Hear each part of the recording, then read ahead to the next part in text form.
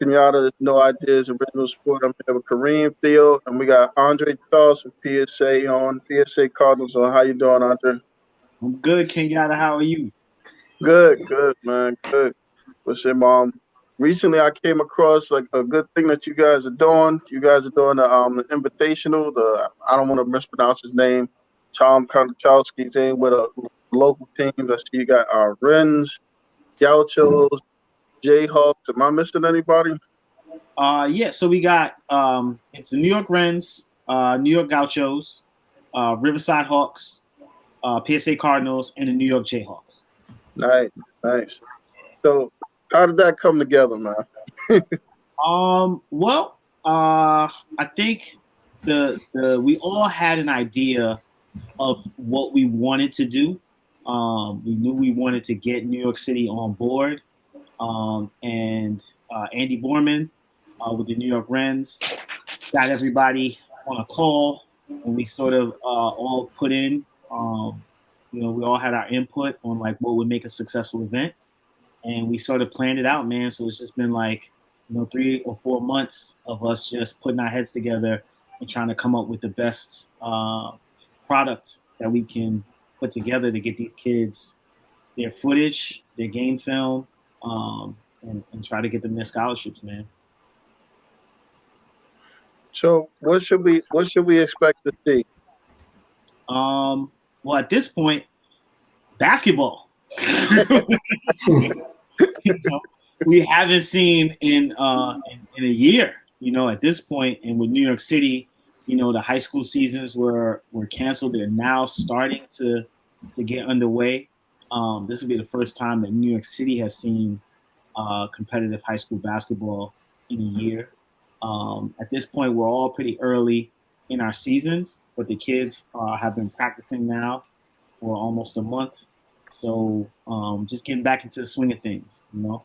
Um, Trying to get, we have all three grade levels playing. So there's 15U, 16U, and 17U competing. And we're going to see, some faces that we haven't seen in a year, as well as a lot of the areas, next up and coming stars. Now, I was wondering, now that it's back, what are you guys doing, or I should say, not even necessarily you guys, but high school in general? Like, what are they doing to combat COVID, like in terms of protocols and stuff like that? So what we have in place right now is we're limiting, first and foremost, the number of people inside the gym. We've limited it to the teams and to media. Um, and so we want to basically just have all the necessary people in the gym and not have it be a fan attended event. That's first and foremost. Second, um, the event itself, as well as our practices, have implemented a lot of cleaning protocols as far as like making sure to have antibacterial cleansing done in between our sessions. We'll have that between our games. We'll have social distancing between everyone that's there that day. Um, and again, just as far as testing as well, teams have their own separate uh, testing protocols, but everyone has them in place. So we're doing the best that we can as units to try to limit exposure for everyone. And then also we're at a time now where people are able to get vaccinated, which also helps. Nice. Now, besides your own squad, your own players, is there anyone or any team in particular like you're excited to see play that you haven't seen in a while? I mean, listen, man, New York City is tough. I can't tell you that I'm excited to see anybody, especially not first off the bat. There's a lot of good programs, man.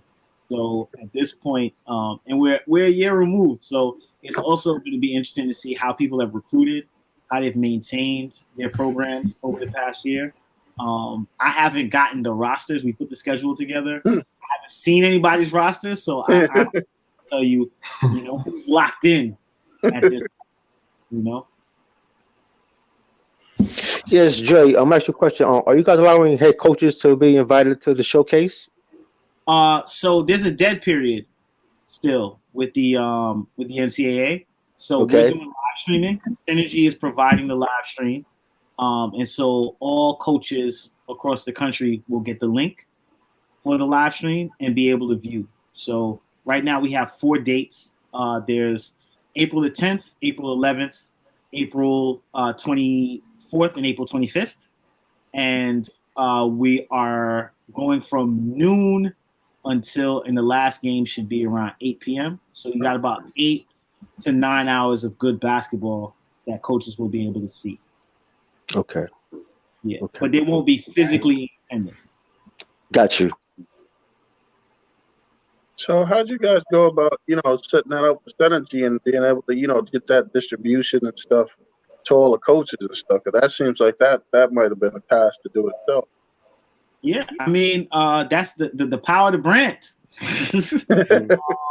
I mean, so the EYBL gives us access to Synergy. Synergy does all of the EYBL games, and Synergy was very generous in being able to provide us with the live stream, being able to do live stats as well as live commentary for the games, and then they'll do video breakdowns. So we'll be able to send that footage out to the coaches as well. So not just the live stream, but also they'll have a recorded version of the game, of the games, plural. Nice. Now, besides the invitational, is there anything else you guys have going on? Well, as far as PSA, Yeah. we are trying to adjust to what COVID allows for us to do. So that was the whole point of the invitational, was that, New York City was one of the hardest hit places in the country for the past 12 months. So there are other places where people are, it's wide open, right? It's wide open in Georgia, wide open in Texas, wide open in Florida, and we don't have that luxury. So we wanted to create something that was local, that didn't force us or our kids or their families to have to get on planes and fly and possibly, contribute to this spread that's happened and hit us so hard over the years. So right now, we want to keep it local. We want to stay, at least for PSA, we want to stay local and compete locally if we can. So right now, our focus is the invitational, and that's why it's 2 weekends. And so that's what we have planned for April. And in May, we'll reevaluate what the COVID situation is looking like, and we'll plan out our May. But everything is trying to get us prepared for our Peach Jam and Nike EYBL season that should start up in July. Now, has it been challenging keeping the team motivated? During this time when they've had no real games, I guess, up until this point? Yeah, I mean, I would say that the challenge is just trying to give answers when nobody has them, right? Where kids are just kind of what is going to happen? And we try to just set goals and meet those goals. So as a program, the first goal was making sure that class of 2021, everybody got their scholarships and they were situated. Once that got done, then the focus was making sure that class of 2022, their recruitment, they would have some possibilities. And that's why we created the event, right? I think all of the programs were focused on that, was making sure that guys have footage. Because if you come off a season where you didn't play, especially with the rules change, where it's going to be very, very competitive, right? The transfer market right now is the largest it's ever been. Yeah. And you have a lot of coaches who are focused on trying to get older players. Right now, you have kids who are not just competing against other high school players. They're trying to compete against, transferring college players. So if we don't have footage, there's very little we can do for the kids. And that has been the focus. Now that we got them back in the gym, though, it's been great. I think they're just excited to be able to play competitively again. Yeah, you know what, Joe? You kind of led me to my question I want to ask you. I mean, from your point of where you sit right now with your program, are you heavily involved in this kids' recruitment? Yeah, I mean that's our job. That's our business. Right. That is what Okay. we do. And this is why I ask you this. I mean, my boys, Kenyatta really know how I feel about this. I'm a big Georgetown fan, right? And I love college hoops. So I'm very into with college, high school. I follow all that stuff very hard. No pun intended. A lot of these kids have so-called guardians slash handlers. Can you break that down for me? Right, mentors, right. Do you feel those guys have like a personal agenda in mind, or do they have like the kids' best interest in mind? Because, like you said, there's about 2,000 kids in this portal, and I follow college ball more than any other sport. That's my main sport in the world is college basketball. Yeah, And I know I see kids play every week, come from like November to March Madness, and I know when kids like say Kenyatta, he's playing center. He's starting. He's playing the whole game. I know where you going. He's sitting down. He make dumb fouls. Or Rhode Island. He's playing the whole game. He's starting. We ain't in the court because he make dumb fouls. He make no fouls. He's playing the whole game. So how can a kid start for a big time program or any program that's on TV? You play the whole game, and all of a sudden you wanna branch out and go to somewhere else. I don't get that. It's hard for me to accept that, regardless if you're a point guard or a center, whatever it is. There's this word guardian slash handler. Okay. Yeah, Andre, as you see, Theo has a big problem with the transfer portal in the program. Exactly. I'm being nice saying guardian, but you all know it's word H comes first, man. So please break that down as far as like, they are positioned with these kids, how they influence these kids, and have you experienced this with other people, or do you know what, so to speak? Yeah. So, all right. So first, our 2021 language that we use, we have to say little people. So we have to say and mentor. Got you. Handler is passe. These people don't like to be referred to as such anymore. So, I would say that in any area of life, people get bad advice. So this is no different. You're gonna have some people who get really good advice, and some people who don't get such good advice, right? But I think it's about how people evaluate the people they let into their lives, right? I think everyone has an agenda, right? I have an agenda. My agenda is that I want to see every kid that comes through our program get access to the same things that adults allowed me to have access to, right? I'm paying back what I owe, right? They call it paying it forward, right? But that's ultimately what it is. Somebody did it for me, and I want to make sure that I do it for others, right? That's my agenda.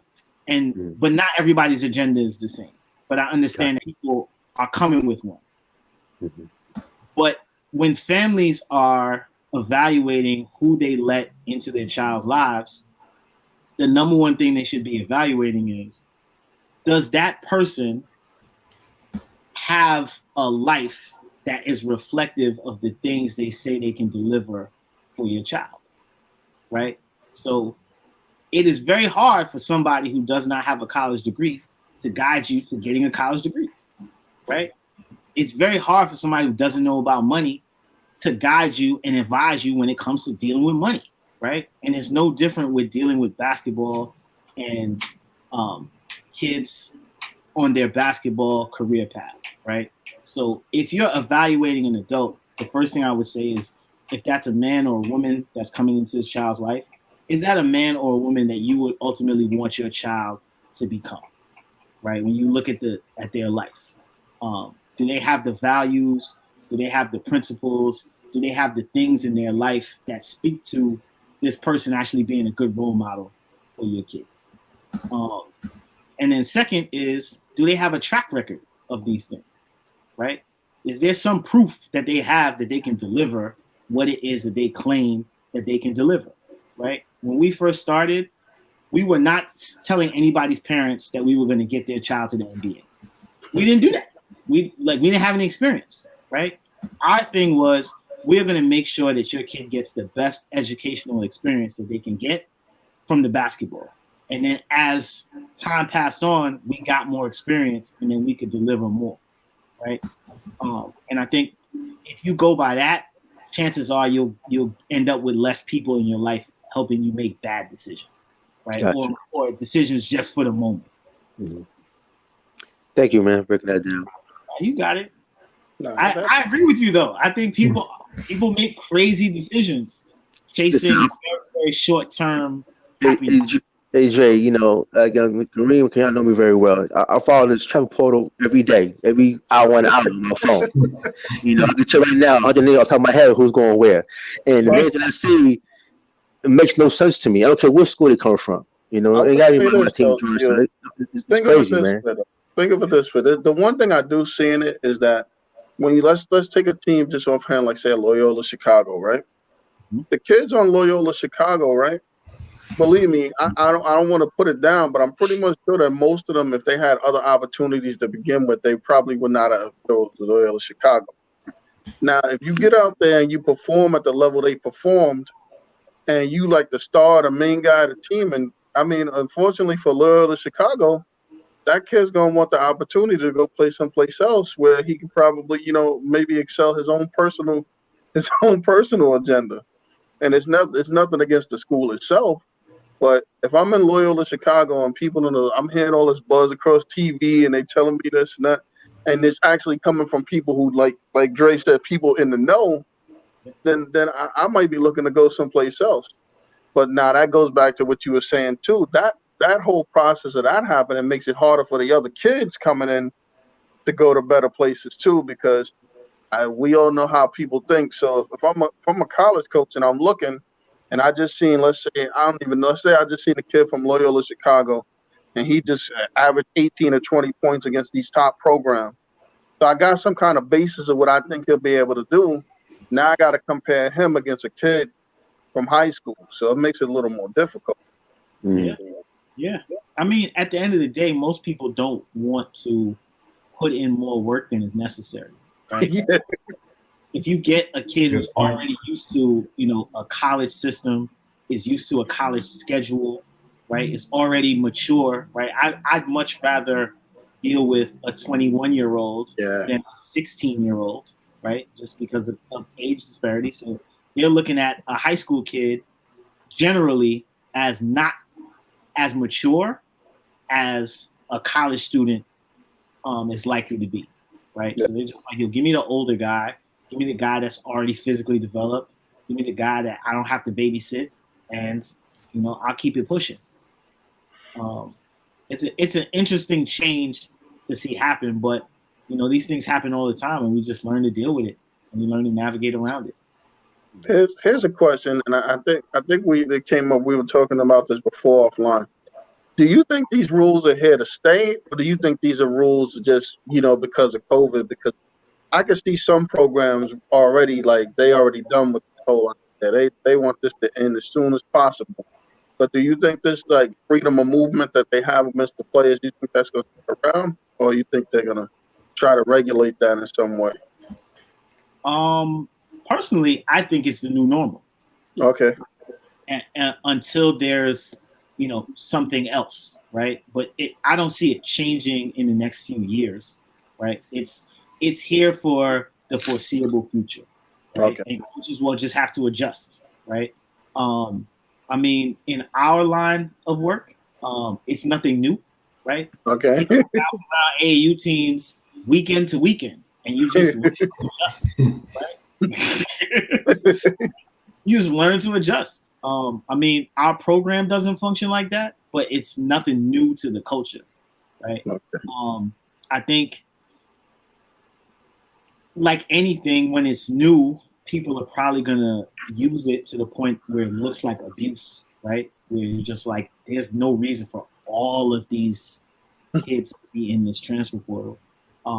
But I do think that there's a benefit to putting some pressure on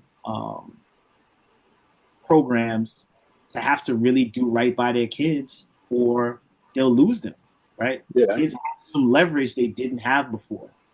right? And some kids will make bad decisions based on having that extra leverage, but a lot of kids will end up in better situations, right? And you can only move once, so Yeah. right? You can only use this get out of jail free card one time, so choose wisely. Right. I can tell you personally, I know somebody who it worked out for. I know Mike Smith.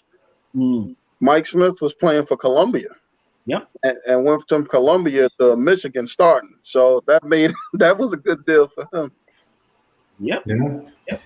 I mean, the grad transfer market proved that this thing works, right? Yeah. You can choose a school, go and play immediately, and it work out for all parties involved. Yeah. And if a kid is choosing a school for the right reasons, then I think it's a great thing, no matter how many kids enter the portal, if you're choosing for the right reasons. Now, if it's like what Theo was describing, and you have a bad advocate, then yeah, it's gonna be a bad time for you. Now, what happens though if one of these kids they enter the portal under the assumption, going back to Theo's bad advice scenario, where they enter the portal assuming they're going to get this big offer from a Duke, North Carolina, whoever it is, and it just doesn't work out that way? I'm pretty much sure you're not going back to where you just came from. Yeah, that's shit for sale. Nah, it's like an elevator, man. They go up and they go down. Yeah, that's the part that kids don't think about. Like, I know if I'm the coach and you go put your name in the transfer portal, basically from that point on, I consider you off the team. Yeah. Yeah. Yeah, it's not okay. Let me go see what's out there, and I don't like that. Okay, I'm coming back. I mean, again, it's leverage, right? Some kids have the leverage to say, I'm putting my name in the transfer portal, and then they can come back, right? And I've seen that happen. And some kids get in the transfer market and realize that the transfer market is actually, it has more options for them than they even thought was possible. Yeah. But some kids get out there and realize, I don't have a home. I am. That's it. It's over. Yeah. Right? And you thought that you were going to be able to transfer up a level, if not at least just move around at your level. And now you might find out that you don't have a scholarship anymore. Yeah. And so it's rolling the dice no matter who you are. And the most important thing you can have is good information. People who actually can get you good information and help you make a good decision. Yeah. Now, before we came on, you mentioned you was watching the women's game, the championship. What do you think of the men's with the big shot by Suggs? You pouring salt in the wounds, man. We got a PSA Cardinal on that UCLA. Yeah. Right? So that was heartbreaking to watch. I definitely was rooting for UCLA.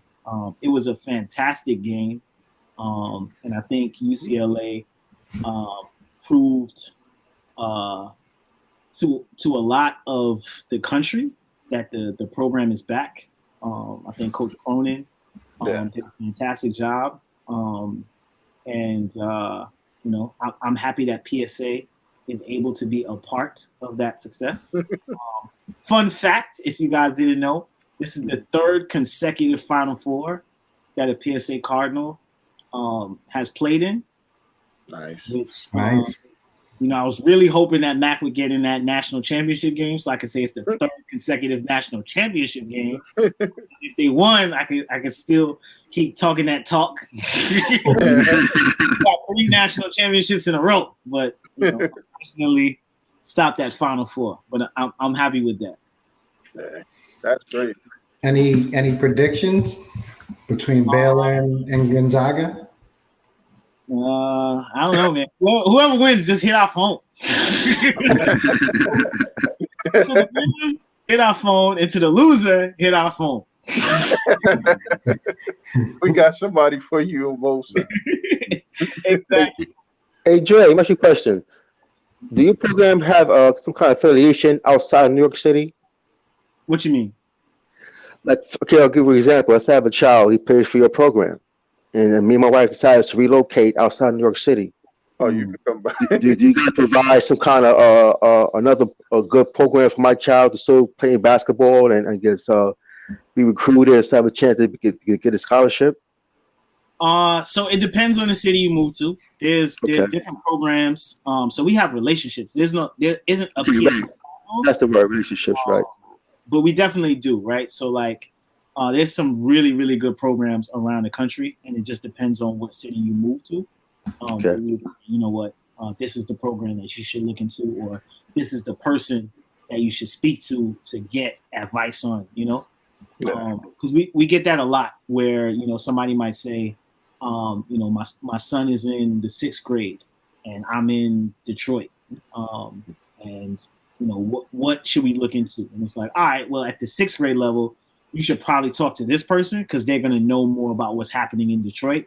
And there are certain teams that are like really good at the middle school level that don't necessarily have a high school component, and vice versa. Okay. Gotcha. Now, back just talking about the invitational stuff, I was in all these programs. Well, I watched through years. You guys just rose and went straight through all these programs in there. Some of them are new. Some of them are like, you know, like staples in New York for forever or something. And I mean, I don't want to say no names, but we kind of watched the rise and fall of quite a few of them. I think we all know. So I mean, when you look at it, there's something. I mean, and I don't want to bring it up, and I'm sure you heard this. A lot of these bitter coaches and bitter programs attribute it to other programs. But I mean, to me, this is how I explain it, right? Mm-hmm. A few minutes ago, you talked about how you explained it to provide basketball to provide the kids with the best opportunities to education. What I think is happening, and you tell me what you think. What I think has happened or has happened with the high schools in New York and some of the programs is they kind of lost the thought process. Maybe they're getting it back as to what's important. So ultimately, if I want to be the star of the team where I'm the person getting the accolades and everything else, I could design a system where I don't give a damn whether the kid goes to school. I don't give a damn what he does. As long as he shows up and does this for me, I'm good. But with a lot of these guys, they like it's no end game. Kids go through the program. I see the kids. They don't make it anywhere. What's in the programs themselves? What's in the different things? They don't. They they want to develop the kids for basketball, but they don't understand like the school component. They don't understand how to work with it. Even with schools and teams. But that's what I would think, right? So I had an AAU program myself, right? And I had a kid who kind of, to me, outgrew my program. Why am I so obsessed with keeping the kid as opposed to trying to provide him an opportunity to go someplace where he could possibly do something better?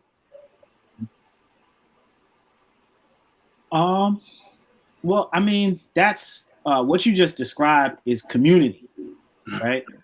And it's basically just wanting the best for everybody through, you know, collective resources. Unfortunately, we live in a world where the resources are not seen as collective, right? They're seen as individual. And some of that is true, right? Like people have, if you have a sponsored program, you have your resources that are given to your program, and a lot of it is tied to your ability to succeed in various Yeah. areas. And you want to make sure that you have, you know, kids and people in your program, whether they're kids or adults, who are going to help you continue to succeed. And so I can see how people get, you know, they can get their eyes caught on something different than just the end game for the kids in their program. And so I agree with you that if you take your eye off the ball, you know, you'll find yourself in a really tough spot. Yeah. New York is an interesting place because it's one of the toughest markets to do this type of work, right? Where you're combining athletics and academics. There's the most teams. There's the most spotlight, right? Because we have these conversations are great when you talk to people outside of New York City, right? Yeah. And guys are talking about what it is to to deal with this stuff in California or in Kansas or in DC or Florida or Texas or wherever it is, right? Every market is different. New York just has the most teams in like the smallest area. And that's really competitive because the kids themselves start from a place of, I got a million options. So I can play for this team this month, and if I don't necessarily like how it's going, I got a million other places that I can play. That's a hard place to build a culture, period. So I don't put all the blame on the administrators or the heads of these organizations for having to build and keep culture in that type of market, right? Gotcha. That's just what the market dictates, is that kids can come in and out of your door, right? But then you get to the part where you go, what are we all focused on ultimately, right? Do we want to see the kids themselves succeed regardless of what we as adults have to benefit from that? I agree with you that I think it is getting back to that. Yeah. I think when people are more secure in their one, there's a lot of collaboration that's happening, right? If you recently seen like the Gauchos and the Rens have collaborated on some stuff. There's some other New York City programs who are kind of following suit and doing the same. And so that stuff is really good to see because it means that no matter what, our goals are aligned, right? It's just less people to compete with, right? And now we're all benefiting from each other's success. The Invitational is another example of this. It's like we can all come together and make something that's going to benefit everyone using collective resources. This is happening at the Gauchos gym, right? Gauchos is not like, well, we're doing our own thing and good luck to everybody else. Because we got the gym, right? The Nike teams aren't like, well, we got synergy, so we got a live stream happening in the park, and good luck to everybody else. Right? At this point, I think the pandemic did a lot to show people the resources that when we all use them together, right? If you look at what the Jayhawks did, Jay, I think, started, he set a really great trend for the community service and really saying this is how you use your resources as a program to go out and help when people need it the most. I really appreciated what Andy was doing with his voter registration. I think Book opening the gym with the Gauchos for everybody during the pandemic. You're talking about, from the middle school on up to guys who are still, trying to follow their professional dreams, right? Like what he did there was fantastic. We tried to use all of our resources as much as we could to give out to the community, kind of trying to join Jay with that. And, with what Riverside is bringing to the table with regards to, one, they just signed a new deal. So they're able to bring their resources there and help their kids expand. And then what they do on the academic front is just fantastic, with their facilities, opening those things up for kids with regards to like the distance learning and providing resources. Like at this point, I think people are solid enough professionally where there isn't the one, am I going to lose my contract stuff, first and foremost. Second, I think when trouble hits, we all had a year to just be like, listen, man, this stuff works a lot better when we are all in collaboration and we are all working together. It slowed everybody down. I think, just being on these calls the past like 2-3 months with guys, we're able to give each other advice on just how to navigate certain things, which I've been doing this now, over a decade. And that was not a thing that ever happened, where you get 6 or 7 programs on a call to really organize and just care about the kids. So all of that is to say that I just love what everybody's bringing to the table. I love the fact that we're starting the season with that energy, and everybody can see it. And our goal right now is just to have the most successful event that we can have, to kind of show that, number one, it can be done, and number two, the kids can actually see, like, we started with the energy of putting y'all first. That's great. And that's my speech. Now, one of the things I think about is, you mentioned earlier, which is obvious, due to the inability to play, there's less footage for players. So I'm sitting here, I'm wondering, if I'm a 4 or 5 star recruit, okay, that doesn't matter much. But if I'm, 2 star, so to speak, 3 star, and now I have limited footage, I might be in trouble. So is there anything in particular you guys did to try to help those types of kids out that's in your program? I mean, that's this event, right? And this event is not for necessarily the kids who are going to be, on that All-American path. This is for, the kids whose recruitment is limited, right? It's because those are the kids who are really competing against college guys, right? Yeah. If it's between you and a transfer, you definitely need to have film that shows why a college coach should invest in you. And it is our job to make the best case for you, right? It's to show that, one, you're ready at your level, right? The stuff that we always say, which is, one, we have kids who can guard at their position. We have kids who are great teammates, right? They come from a winning culture, and you can see that on film. You have guys who, at their position, can do the things that are necessary, right? If they're a point guard, they can get you into an offense. They can run a team. These are guys who are unselfish. If they're in the front court, these are guys who can rebound at their position. These are guys who know just various basic principles. They can guard a ball screen. These guys block out on rebounds. They just do all the simple things that you don't have to teach them at the next level. You can start from an advanced place. And you can see that on film. They got good size. They know how to play in the man-to-man. They know how to play in the zone. And they can run multiple defenses in a game, right? These are guys who can execute in an offense. You watch them do all the little things, as well as be able to do things that don't just have to do with scoring, right? And so when we get film and footage, then we can make our case, which is ultimately to every coach. Our players give you the best chance at being able to win in wherever your conference is and whatever level we're trying to advocate for our students to be. And that's why that film is so crucial for those guys. I got to make sure my wife watches this, because then she'll understand why I'm yelling at the TV.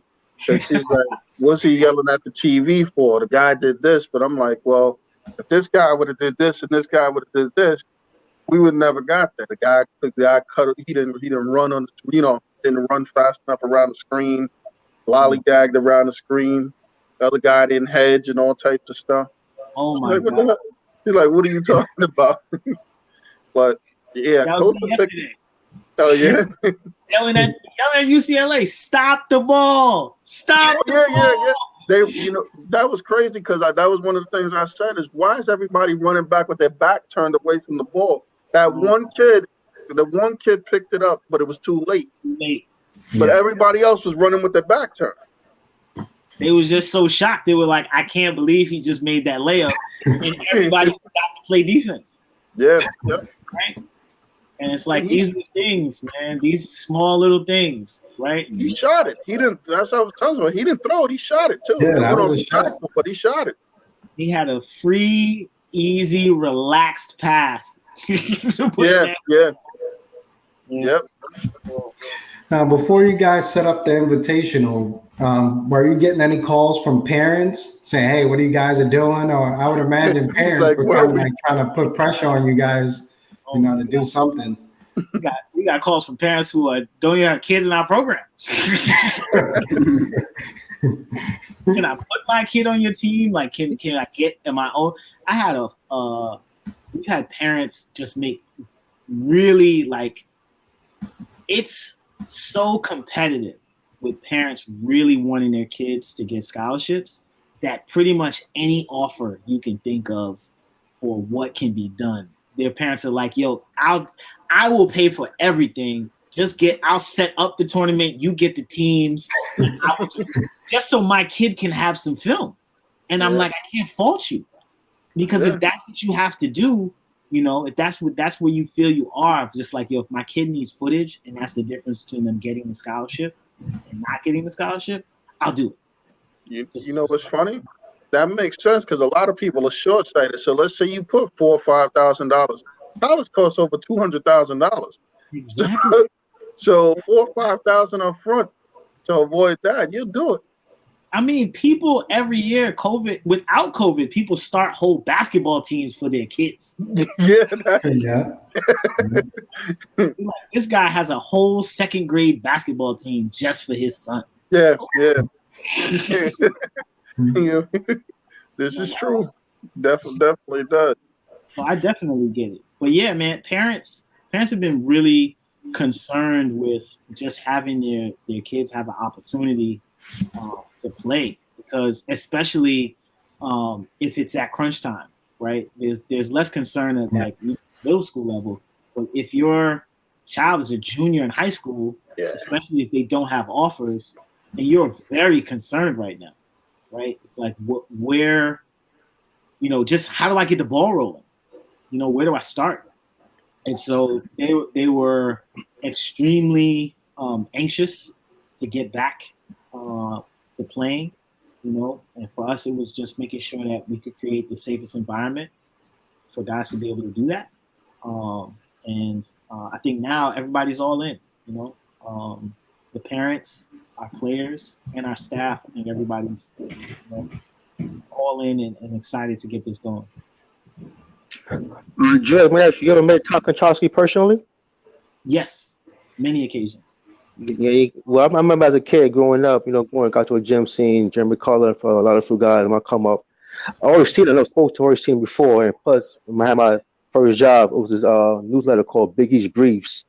He always was like a correspondent news writer, all about Big East recruiting and stuff like that. So I remember him being tall in stature like that. So you got any good memories about him? Super tall. I'm not a large person.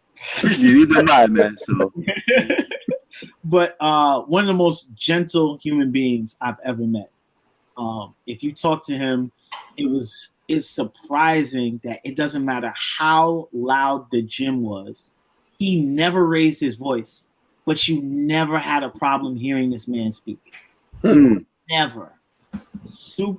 He always had something positive to say, and not positive as in just like nice, but positive as in he could find the attribute that every kid had that was of value. Nice. Right? Always. And the fun fact is, I think he's the only person I ever met who never had a cell phone. Oh, wow. I can call him on his house phone. I call him on his house phone, which, for many of us is like, what? What is that? What is? He had an answering machine on his house phone, like an actual like tape. So yeah, I know you love the kids for sure. Yeah, it's such a large void in the basketball space. I'm aware of that. There's a term that I learned as a kid. It's called a griot, right? It's like the keeper of the community's history, right? The community stories, and it's like we lost a griot. We lost somebody who has kept basketball knowledge for us. He's a human Wikipedia, right? He's kept this basketball culture and its knowledge, for 5 decades, and that's a huge loss of information, experience, and perspective And when you lose something like that and it's never coming back, that's always going to be something to mourn. And so if we can do anything to honor his legacy, I hope he's looking down and he's proud of our attempt to get New York City back on the same page. Nice. Okay. Nice. So I got a question for you, Andre. Yep. We got like you were talking about how it's unfortunate that New York City's been kind of hit toughest because kids not being able to play and different things like that. Is there anything that you think that the kids that because there's only limited amount of kids in the big time programs or something? Is there anything that you think that the kids that are not in these big time programs can do? The ones that didn't get to play, maybe working out, or what? Is there anything for them at this point, or well, at least the upperclassmen? Because the underclassmen, there will be school next year, I'm sure. But the upperclassmen, is there anything you think that they can do, or is there any advice you could give them? Definitely. We've tried to use our platform as much as we could. We've done a bunch of unsigned hype videos with our Instagram to try to highlight guys who are under recruited, who don't play in our program. And we put out information that parents and students can use to try to gain the attention of college coaches. I think the first thing starts with getting a realistic understanding of your level. Gotcha. I think most people aim to the highest level they think they can play at, whereas in this day and age, like those opportunities, you just need to get yourself in the door, right? Once you're in the system, then you have the flexibility to move around, but just get yourself in the door. And one of the easiest ways or simplest ways to get an offer is to already have one, right? So it's all about getting that first offer, and getting that first offer is going to take a lot of groundwork. And we have a couple of different things that we've had to do, like when we started out. One is going to every single college at the level you can play at, and getting that information down, right, of everybody on the staff, and reaching out to those people. Gotcha. Whether it's the assistant coach, the physical trainer, anybody that has the contact information for the men's basketball department, or the women's basketball department, if you're reaching out there, you're going to send an email, quick, short, and you should have film, right? If you don't have film, this is just going to be damn near impossible. But sending film, and your film should have a very, very short highlight, should be about 30 seconds to a minute, and then it should be full game footage. They actually want to see the full game, right? How much do you actually play? And then how do you play? Not just your highlights, right? Like, how do you play? Can you do all those little things we were talking about before? And then, some people's film will also show just what kind of teammate you are. How are you on the bench? How are you talking with referees? How are you interacting with your coach and with your team? And so you're going to have to send out a lot of film to coaches. And when you do that, you should have some point of reference, right? It really helps if you actually know somebody on the team that's there, that you can point to, because if a coach goes, oh, such and such, all right, cool. And I have a point of reference. There's somebody I can call and be like, oh yeah, such and such reached out to me. What do you think about that? That stuff helps. One hack, right? If we talk about like recruitment hacks that I suggest to everybody, if you're a kid seeking to build a relationship with a college coach or with college coaches, I think one of the ways that you can do that cuts through a lot of the noise is to start a podcast. Start a podcast and start interviewing coaches. Yeah. Now you are building a relationship with that person one-on-one outside of the basketball that will make them interested in the basketball side. And when you're interviewing assistant coaches, most people want to be interviewed. So most likely not going to turn you down when you start your podcast. And it's a very simple way for you to get a conversation with somebody who might otherwise not have time for the conversation you're trying to have. So those are the pieces of advice that we try to offer to anybody in that situation. Nice. Nice. Hey, Dre, you have any sponsors? For Yeah, the event? You have any sponsors for the event? Yeah, like sponsoring for the event or for the uniform for the programs, or you guys do Um, so yourself the with. programs got sponsors, but yeah. So each of our respective sponsorships deals, whether it's Nike, Adidas, Under Armour, Got you. Synergy is obviously a major sponsor Right. for the event. As far as products and all those things, we didn't put a whole lot of focus into trying to get sponsorship because to a large extent, like, because it's not a money making event, right? Everything is being donated. yeah, For us right now, it's just about getting the kids on the court, and so Got you. A lot of the groundwork has just been in our organizations as a whole. Mm. So we haven't really reached out to people to sponsor them. I got a good one you're gonna love. So how do you get press credentials for that?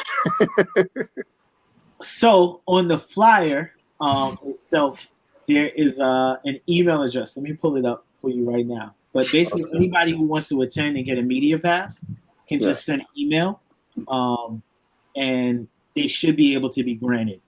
It's first come, first serve, obviously. Okay. So I'll read that email off to you right now.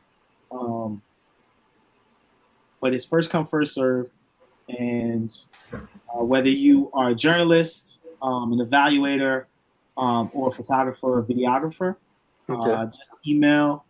The email is Alex, ALEX, at nyrhoops.org. And so we try to streamline it and have everybody hit the same email. And again, first come, first serve. And that's how you get your media credential for the day. And then they'll figure out the schedule. So I think most people should be able to get in for both days for this weekend.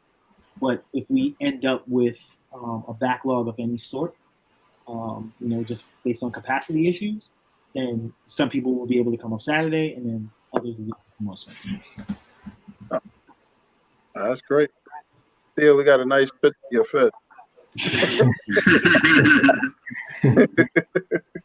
He's typing. Sorry. Oh man, that's great. That's great. And so for you guys, just in as we can for all media. Oh, good, man, good. So they consider podcast media. Definitely. All right, there you go.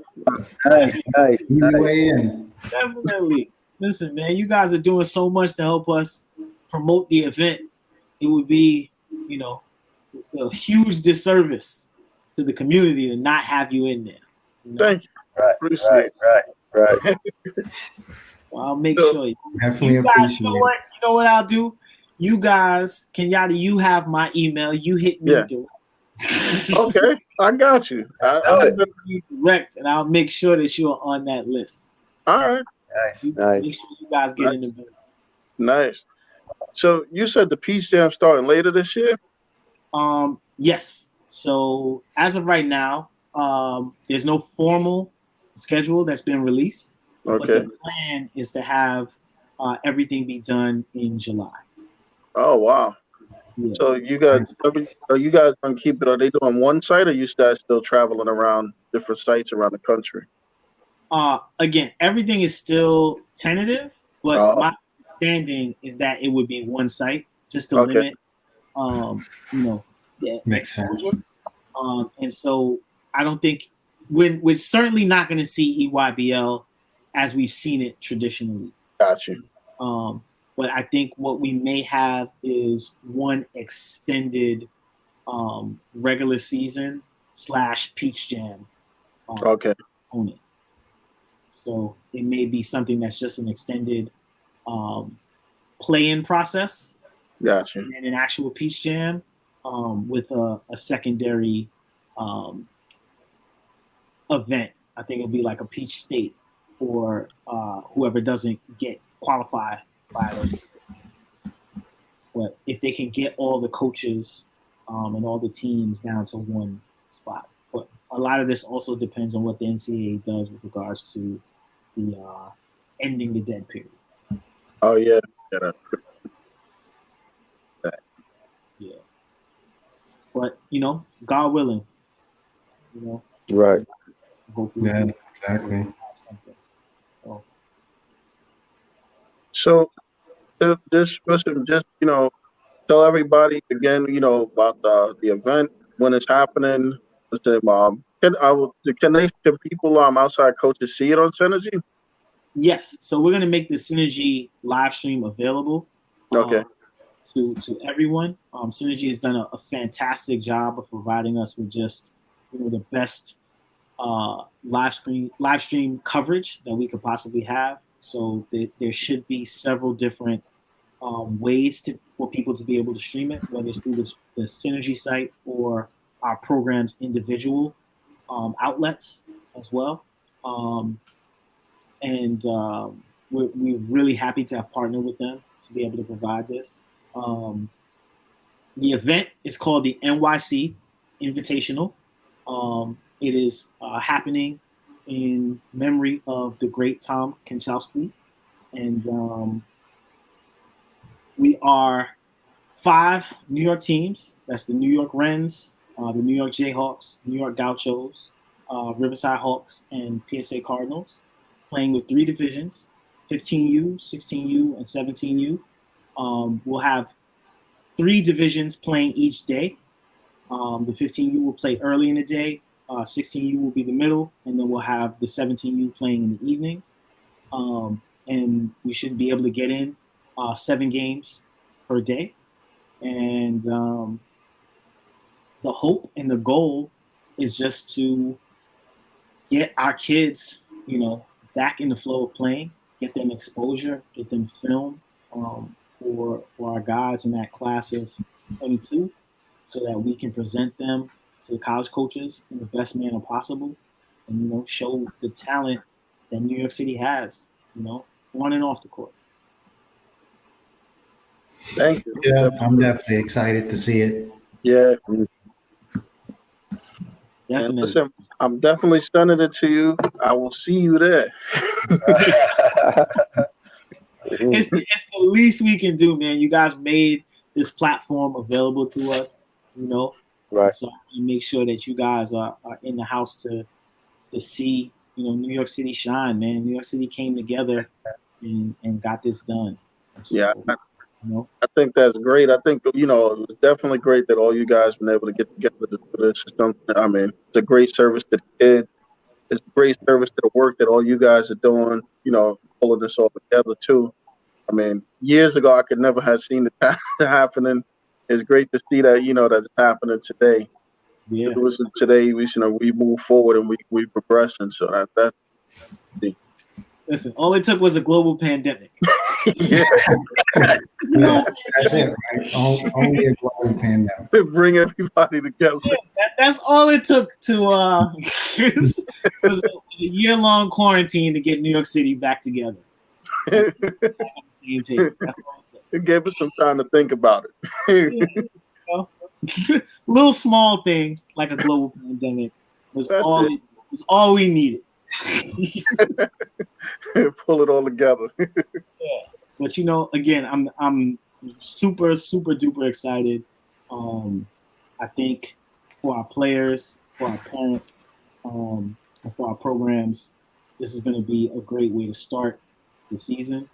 I think for New York City basketball in general, it's going to be great to show, aside from just the community element, the resilience, right? It's just that, like, regardless of the circumstance, we're always going to make sure that we put the kids in the best position possible, right? And that New York City doesn't give up, man. We keep fighting, we keep fighting, and we make sure that we get it done, no matter what obstacles we're up against. So, I'm most excited for that part of it. That the kids themselves have made it through probably one of the toughest years that any of us can really remember. I can imagine being that age and going through this. So to have them be able to make it through that year and then, get back on the court, play some high level basketball, against their peers, it's going to be a celebration for me, to be honest. Agreed. Right. So excited to see you guys there that day. See Thank you there. you, man. Thank you for coming on too, man. Listen, we're gonna make sure that we try to get this out as many places as we can, so that we have people tune into Synergy. People know people, and the more people that get to see it or get to hear about it, I think it'll just make it even that much better. Yeah, I'm with you, man. I'm excited. And Theo, just so you know, there's no handlers loud. You know what I'm saying? Listen, I'm over my friends now over that, so I'm moving on from that, man. You know what I'm saying?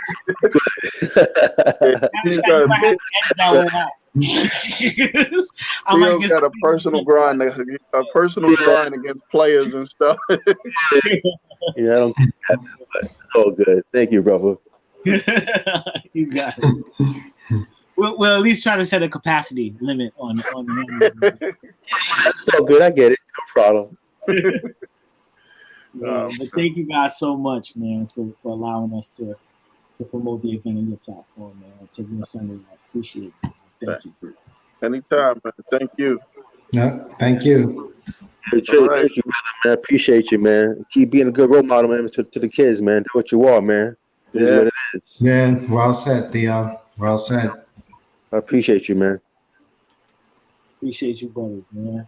I have a wonderful night, and I don't know if the game's still on, but I gotta go check. All right. It's all good. All right, guys.